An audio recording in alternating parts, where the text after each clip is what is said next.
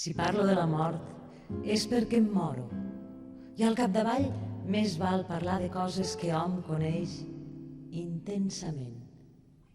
La meva mort, per exemple, la tinc ben sabuda.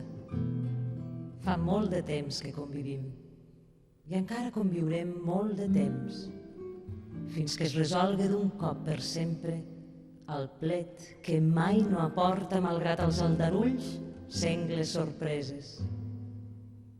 Llavors serà el moment de l'elegia i algú hi haurà per fer-me el panegíric, en català, si us plau, i en decasíl·labs, que jo, bo i mort, escoltaré amb respecte.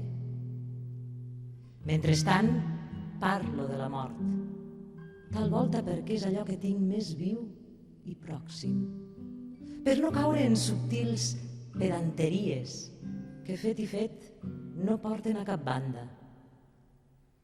Parlo, doncs, de la mort, i a més em moro. No es pot pas demanar més honradesa.